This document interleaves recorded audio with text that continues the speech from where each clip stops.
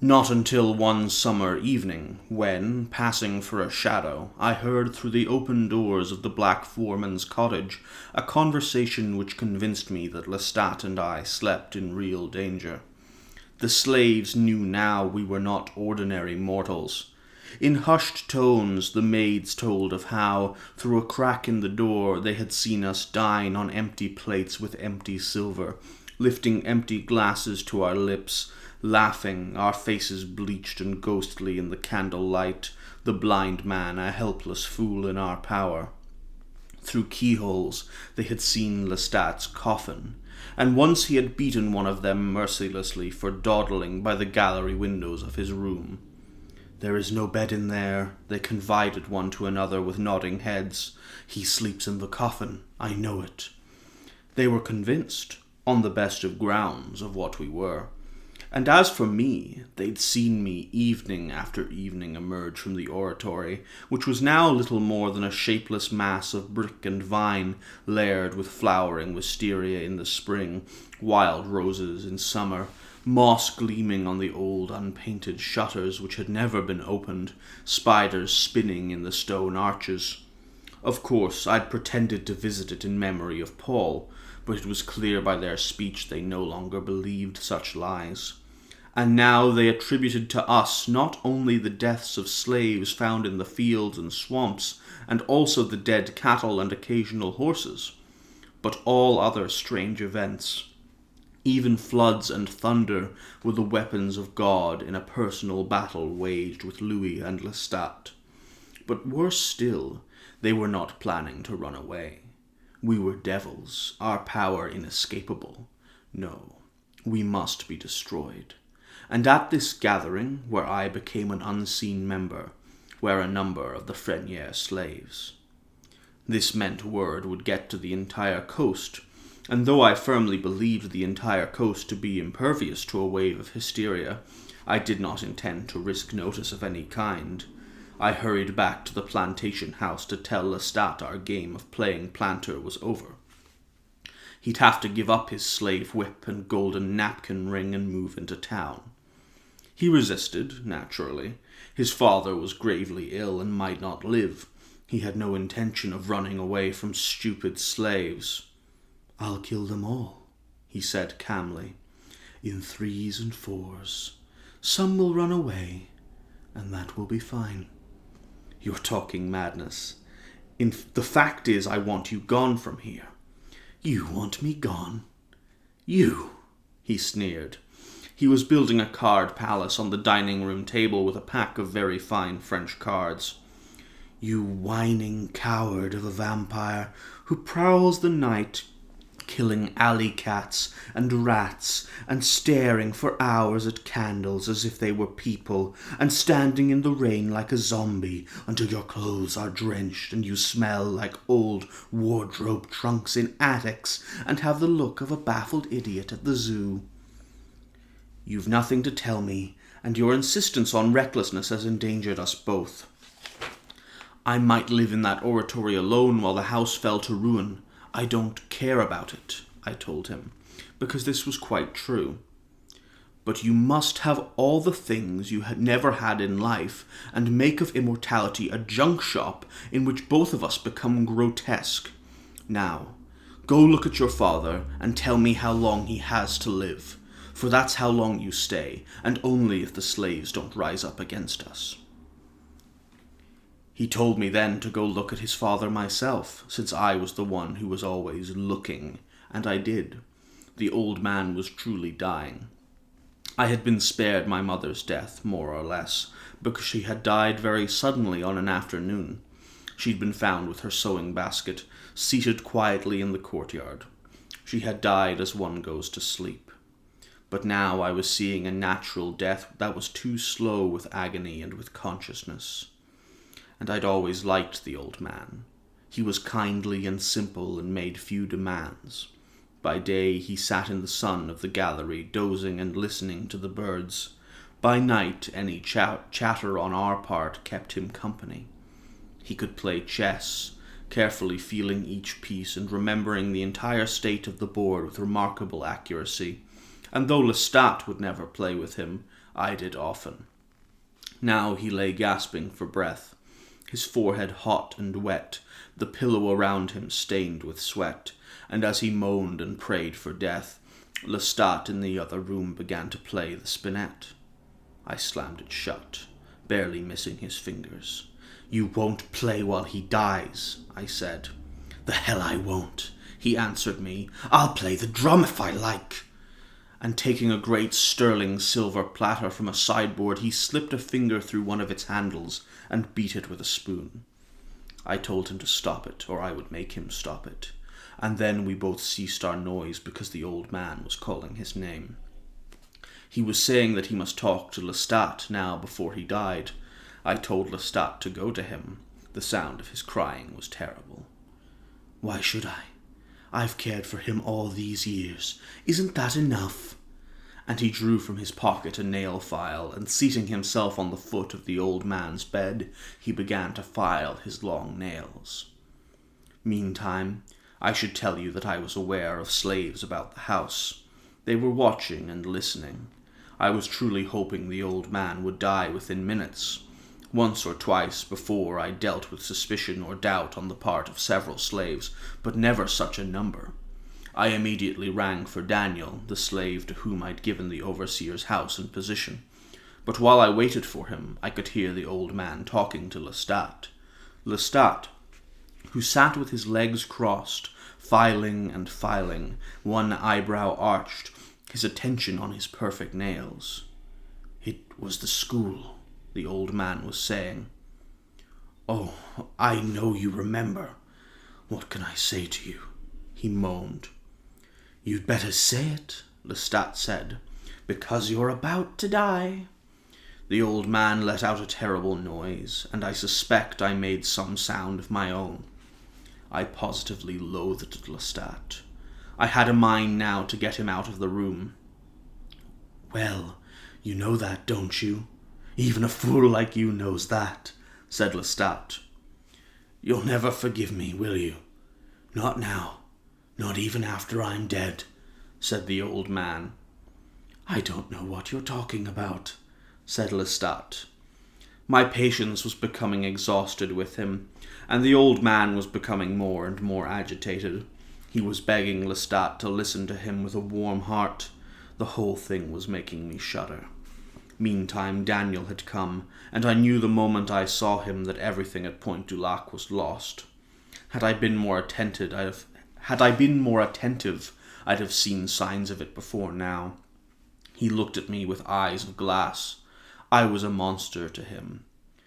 "Monsieur Lestat's father is very ill." "Going," I said, ignoring his expression. "I want no noise tonight. The slaves must all stay within the cabins. A doctor is on his way." He stared at me as if I were lying, and then his eyes moved curiously and coldly away from me, towards the old man's door.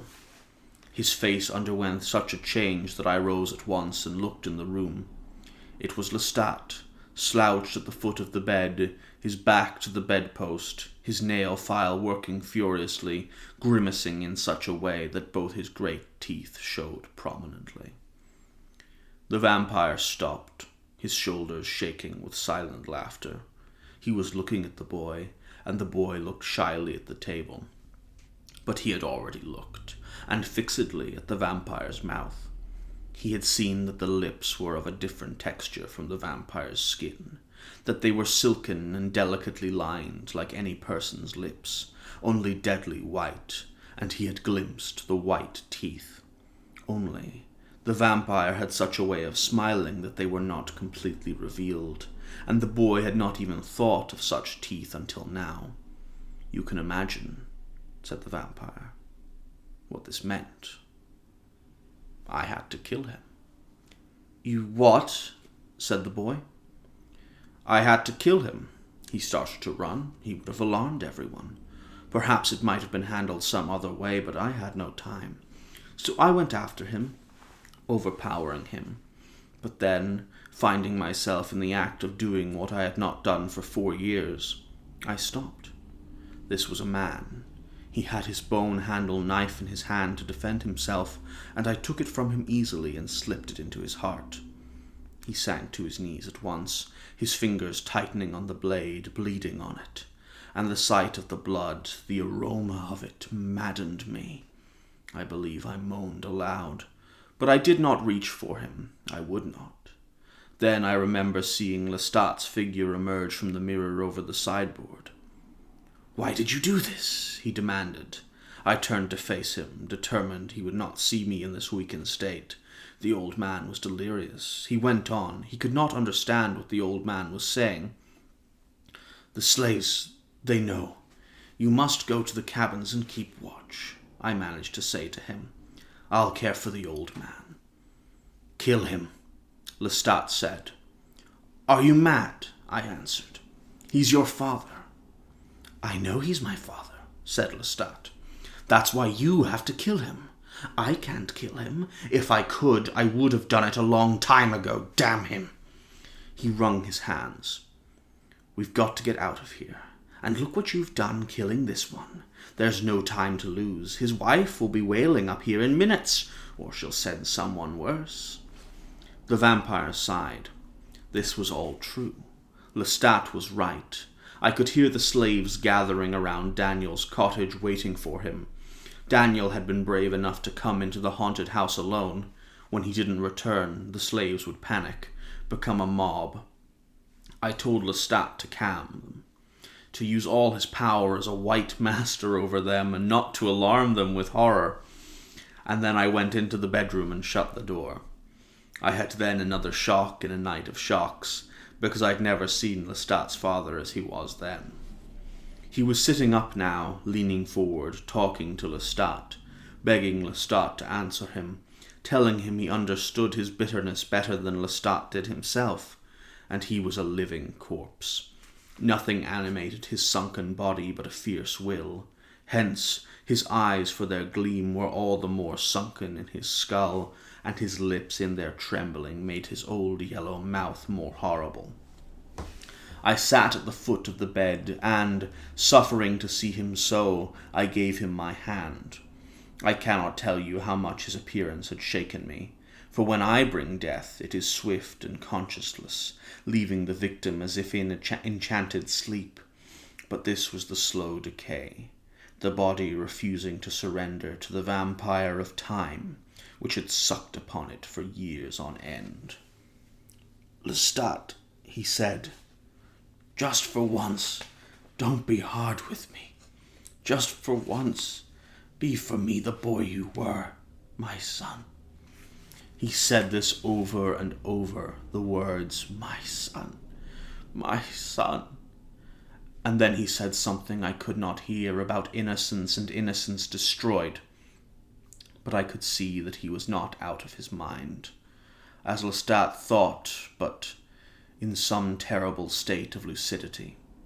The burden of the past was on him with full force, and the present, which was only death, which he fought with all his will, could do nothing to soften that burden. But I knew I might deceive him if I used all my skill, and, bending close to him now, I whispered the word, "Father." It was not Lestat's voice, it was mine, a soft whisper. But he calmed at once, and I thought then he might die. But he held my hand as if he were being pulled under by dark ocean waves, and I alone could save him. He talked now of some country teacher, a name garbled, who found Lestat a brilliant pupil, and begged to take him to a monastery for an education. He cursed himself for bringing Lestat home, for burning his books. "You must forgive me, Lestat," he cried. I pressed his hand tightly, hoping this might do for some answer, but he repeated this again. "You have it all to live for, but you are as cold and brutal as I was then, with the work always there, and the cold and hunger. Lestat, you must remember, you were the gentlest of them all. God will forgive me if you forgive me." Well, at that moment the real Isaiah came through the door. I gestured for quiet, but he wouldn't see that, so I had to get up quickly so the father wouldn't hear his voice from a distance. The slaves had run from him. "But they're out there. They're gathered in the dark. I hear them," said Lestat, and then he glared at the old man. "Kill him, Louis," he said to me, his voice touched with the first pleading I'd ever heard in it. Then he bit down in rage. "Do it!" "Lean over that pillow and tell him you forgive him all. Forgive him for taking you out of school when you were a boy. Tell him that now." "For what?" Lestat grimaced so that his face looked like a skull. "Taking me out of school." He threw up his hands and let out a terrible roar of desperation. "Damn him! Kill him," he said. "No," I said. "You forgive him, or you kill him yourself. Go on, kill your own father." The old man begged to be told what we were saying. He called out, "Son! Son!" And Lestat danced like the maddened Rumpelstiltskin about to put his foot through the floor. I went to the lace curtains. I could see and hear the slaves surrounding the house of Point du Lac, forms woven in the shadows drawing near. "You were Joseph among your brothers," the old man said. "The best of them. But how was I to know? It was when you were gone I knew, when all those years passed and they could offer me no comfort, no solace.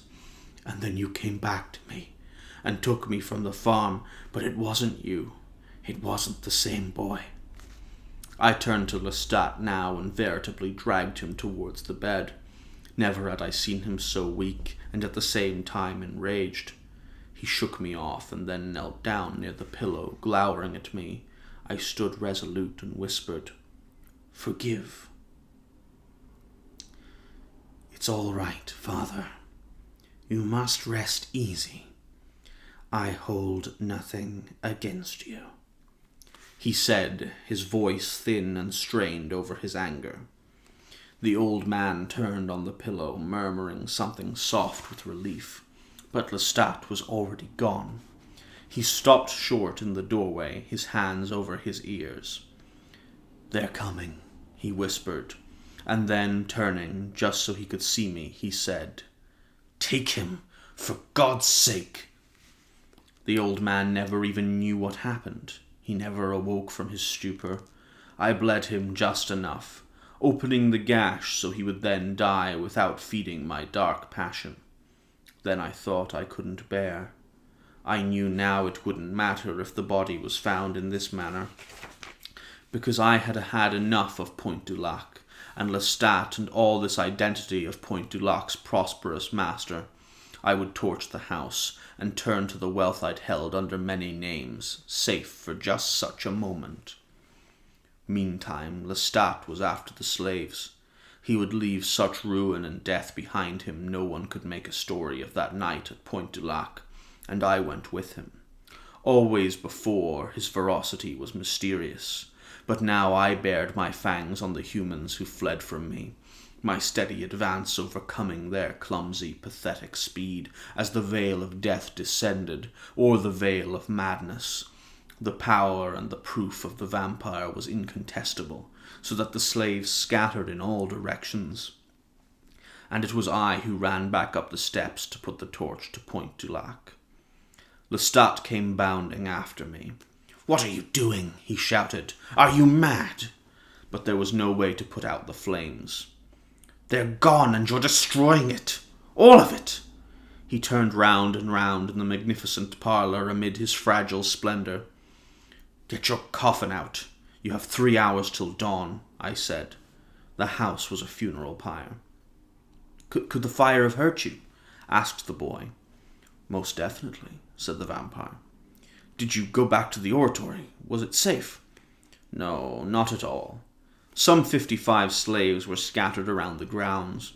Many of them would not have desired the life of a runaway and would most certainly go right to Frenières or south to the Belle Jardine plantation downriver.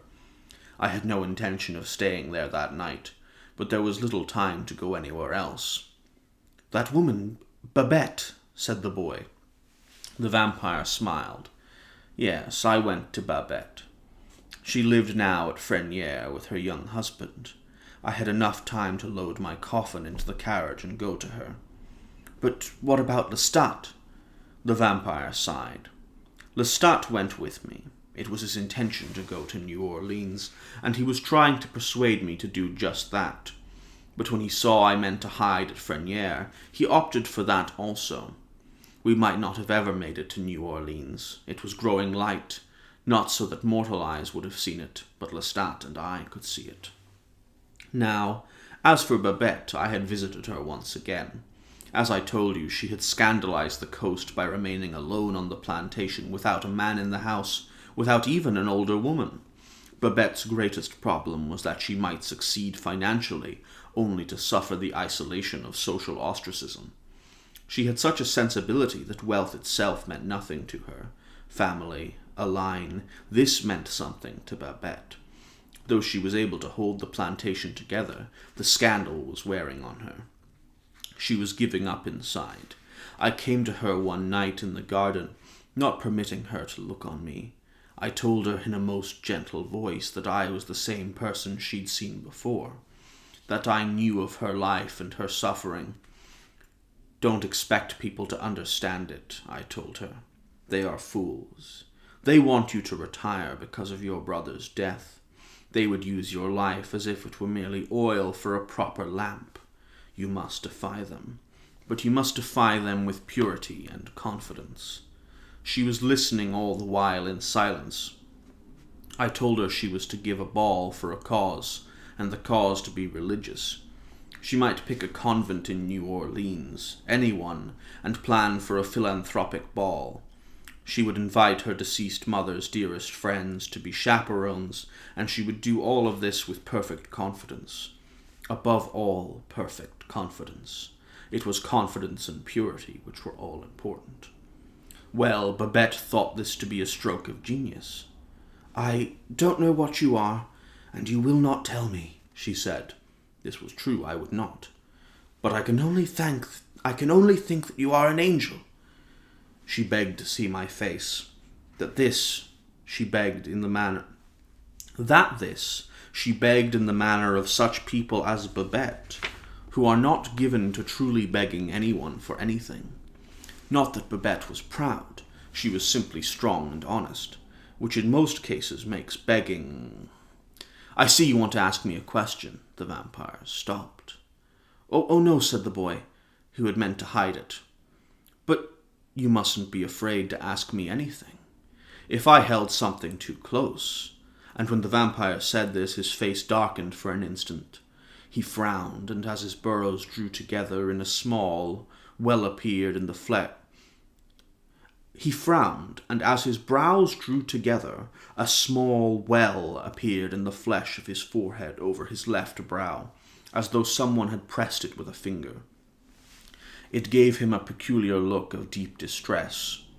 "If I held something too close for you to ask about it, I would not bring it up in the first place," he said. The boy found himself staring at the vampire's eyes, at the eyelashes which were like fine black wires in the tender flesh of the lids. "Ask me," he said to the boy. "Babette, the way you speak of her," said the boy, "as if your feeling was special." "Did I give you the impression I could not feel?" asked the vampire. "No, not at all. Obviously you felt for the old man, you stayed to comfort him when you were in danger, and what you felt for young Freniere when Lestat wanted to kill him. All this you explained, but I was wondering, did you have a special feeling for Babette? Was it feeling for Babette all along that caused you to protect Freniere?" "You mean love," said the vampire. "Why do you hesitate to say it?" "Because you spoke of detachment," said the boy. "Do you think that angels are detached?" asked the vampire. The boy thought for a moment. "Yes," he said. "But aren't angels capable of love?" asked the vampire. "Don't angels gaze upon the face of God with complete love?" The boy thought for a moment. "Love or adoration," he said. "What is the difference?" asked the vampire thoughtfully. What is the difference? It was clearly not a riddle for the boy. He was asking himself. Angels feel love and pride. the pride of the fall, and hatred. The strong, overpowering emotions of detached persons in whom emotion and will are one, he said finally. He stared at the table now, as he thought he were thinking this over, as though he were thinking this over and was not entirely satisfied with it. I had for Babette a strong feeling. It is not the strongest I have ever known for a human being. He looked up at the boy. But it was very strong. Babette was to me, in her own way, an ideal human being. And that's where we're going to leave it for today. Alright, so that is another 10 pages. Let's go into the analysis. First point I have written down here is a very brief continuation of the point we sort of concluded on yesterday regarding the slaves and their supernatural suspicion and the really, really iffy way it's presented. And the reason I'm going to bring this up again, and I'm going to try and not harp on about this for the entire novel, because we're nearly out of that kind of iffy bit. There's one more kind of yikes moment that I can think of that's in the text, but we'll deal with that when it arises. But the text itself admits that the slaves don't have to be superstitious to identify the vampire's nature. In fact, it's kind of painfully obvious that they're vampires. You know, they sleep in coffins that can be seen through keyholes. They dine on empty plates and drink from empty glasses in this grand farcical charade that of course the waiting staff are going to see because it's incredibly obvious. Slaves are dying all across the countryside. Animals are showing up dead randomly. It's like, what did they expect to happen? And like, maybe we can explain away Louis talking about their superstition as being the cause by saying that this is just Louis's racist perception of the issue. But because Louis is a racist, he's a slave owner, he has these really, really problematic racial views. But it's still kind of iffy in the text. I feel like the entire narrative around like the slave superstition giving them the wisdom necessary to identify the vampires was an attempt at a progressive point that was executed really, really clumsily.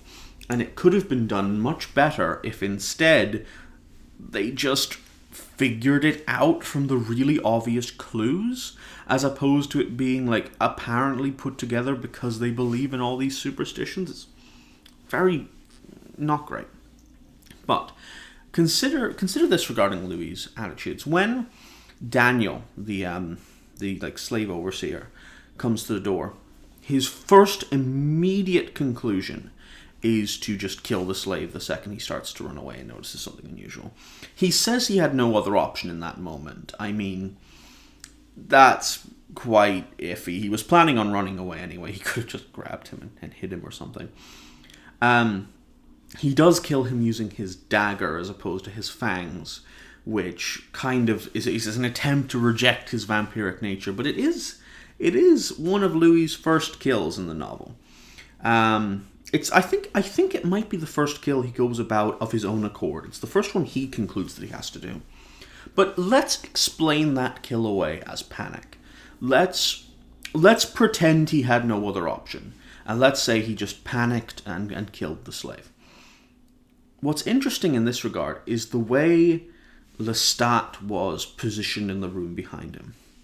Because it almost feels that Lestat had positioned himself. This is getting into some conspiracy theory level stuff, but it feels like Lestat positioned himself exactly so that he could be seen. Like filing his nails with his fangs out. He was intentionally displaying his vampiric characteristics, which is either incredibly careless or intentional. And if we consider it in this regard, Lestat is obviously annoyed that Louis is unwilling to kill people. And so this could be a forcible attempt by Lestat to kind of trick Louis into having to kill someone, where he positions himself so that when Daniel opens the door, he sees Lestat, as a vampire, panics, and then Louis kills him to get away with it.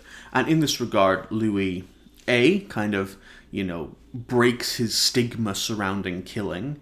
Maybe Lestat thinks if he compromises once, he'll be more willing to compromise in the future, which, he is. And also, it could be this attempt to traumatize Louis and then further bind him to Lestat, as we've discussed in previous episodes. Furthermore, after the slave uprising kind of begins, I'm not sure why they have to go on this killing rampage. Lestat, you can understand, because he's really, really evil and he likes killing people. Louis joins him, and that feels really unnecessary. And it's why I kind of don't really buy Louis when he says he had to kill Daniel. Because, Louis says that they were going to try and leave no witnesses to the story, except he acknowledges in nearly the next paragraph that that's dumb because the slaves scatter everywhere, so it's going to get out as to what happened.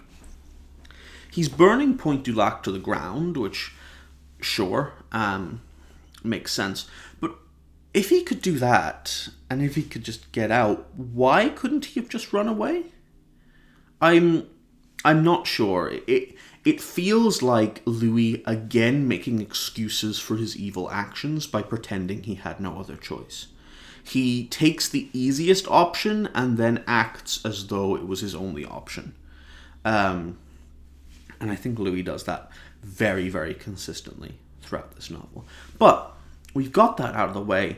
Let's talk about some of the really good bits in this this section of 10 pages. So, with the old man's death, Lestat's father, we see Louis's first proper victory over Lestat.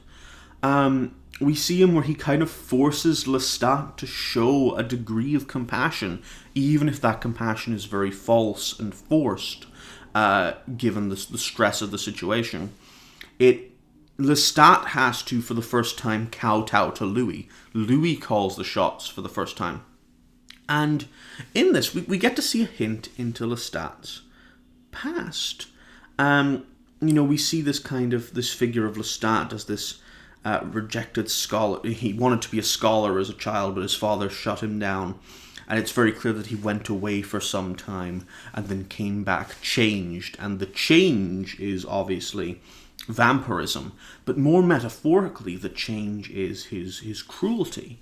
It's a mirroring of a situation in which his father realizes that by shutting down Lestat's desires in his childhood, he destroyed his spirit, in a sense, and molded him into a more cruel state, to the point where he's not even willing to forgive him legitimately on his deathbed. And this comes back to the notion of Lestat seeking revenge on the world for its cruelty to him. And obviously, it's hyperbolic, it's absurdist. Lestat going around killing people left and right for all of the slights he experienced in his life is insane. He is a mad incel serial killer. But it's still interesting to look into because you get a more humanized Lestat in this particular section. You see a little glimpse into the kind of upbringing that made Lestat what he is, as opposed to just, the very, very monstrous Lestat we've seen up until this point.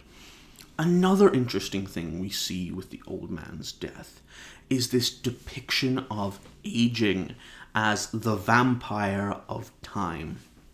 This contrast between the vampiric exploitation that Louis and Lestat set out to do and the kind of more covert exploitation of decay that goes on in the mortal world around them every day. If the vampire doesn't drain you, then time will. And that's a really, really good image that I think the novel has going here. like amidst all this draining of time and the decay of the years, the vampire remains beautiful. But the problem is the cost of that beauty, the cost of the vampire's aesthetic perfection and agelessness is far too great for any moral individual to engage in, because effectively, to avoid that decay of time, that the vampire of time, to escape the vampire of time, the vampires must take that youth away from other people. They must feed on the life and essentially time of other mortals. They must engage in this ultimate act of selfishness in the interest of their own self-preservation. And in this regard, we see like the description of decay of the old man epitomizes everything Louis fears about mortality. Because, the old man is described in this hideous regard, and deaths in this book very rarely receive vivid descriptions for the numbers that occur. And when a death is described vividly, we should pay attention to it. And this is interesting because the death of the old man, at least at this point, has been caused by time, not by vampires. And we see his just yellowing lips, his faded, his sunken eyes, this horrible description, which is reminiscent of the decay he imagines occurring in his sister. Louis is very clearly terrified of time taking people away, and I guess taking him away. If he were still mortal, he would have to deal with the fact that one day this would happen to him. And so ultimately, Louis kills the old man. And I mean, it's a case of... he obviously kills the old man because Lestat tells him to, essentially. Louis' brief victory over Lestat doesn't last very long.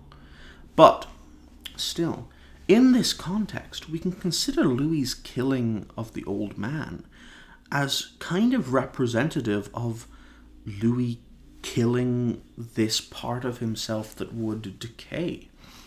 In this choice to kill the old man, Louis chooses his vampirism. He chooses that, beautiful immortality over natural death.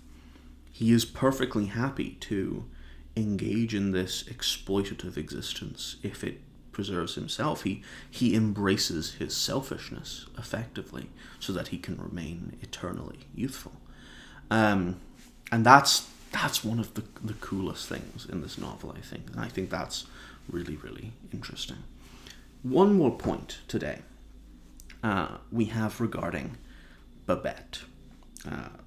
Babette, in regards to Babette, we've talked about Louis' obsession with Babette. But what's really interesting here is Louis compares himself to an angel to try and reason away his obsessive love.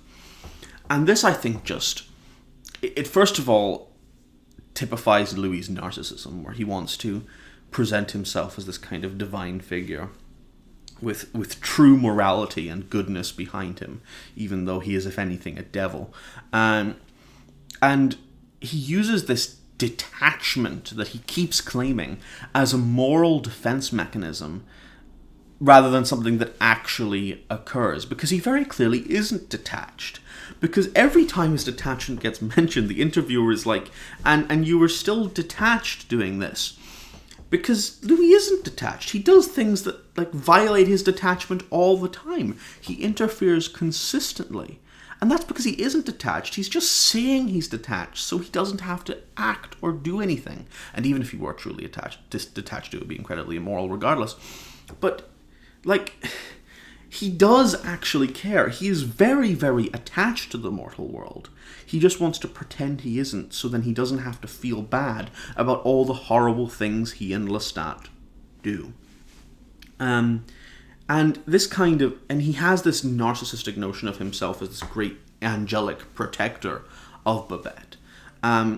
Even though she doesn't really appear to need it. maybe my perception will change as I go through, because I haven't read this section of the novel in a while. So we'll see what happens when Babette, if I can't even remember if Babette gets a full section where she explains her motives, but we'll see if that comes up in the future. But as far as I can tell so far, it really feels like Babette doesn't need his help that much. I mean, he gives her the idea to hold a charity ball. I don't see why he had to take this vampiric supernatural form to do this. I think he could have given her the idea in a letter long beforehand. And she also doesn't really seem to be struggling. I mean, he talks about this fear of social ostracism on her part, but she doesn't really appear to be having that rough of a time of it, and in time she'd probably be fine, and in all honesty she could have probably come up with the idea herself if she really cared about it. But, it's alright, I guess. Telling her to hold a charity ball, that's not an immoral action. It's just indicative of Louis' narcissism, where he takes this angelic form in the supernatural sense to inspire awe in her and kind of pretend he's a detached protector, when in reality he's a very active interloper. And in this regard, he's kind of idealized her as this ideal human being. And this is where his obsession is manifesting, I think. In the same way Lestat's obsession manifests itself in a desire to possess mortals and abuse them should they go away from him. Louis' desire to possess mortals comes in idealizing Babette. He puts her on a pedestal, essentially. She becomes this idealized guardian of human virtue and ingenuity. And through the protection of her, he kind of justifies his existence. He gives himself purpose so that he doesn't have to question his actions. He doesn't have to question the fact that he is an immortal, horrible vampire creature, because he is justifying that existence through his detachment, A, and his protection of Babette, B. So we'll see how that story develops. Babette, again, another character that just doesn't appear in the film. All of these mortal characters don't appear in the film. Lestat's father, Babette, Louis' sister, Louis' brother, all of them. Frenier, none of that is in the film. And I think the film misses a lot because of this, because I think this is all really interesting stuff that tells you a lot about Louis and Lestat as people. So, anyway, that's another 10 pages of analysis. I'll be back tomorrow with the next section. I'll see you then.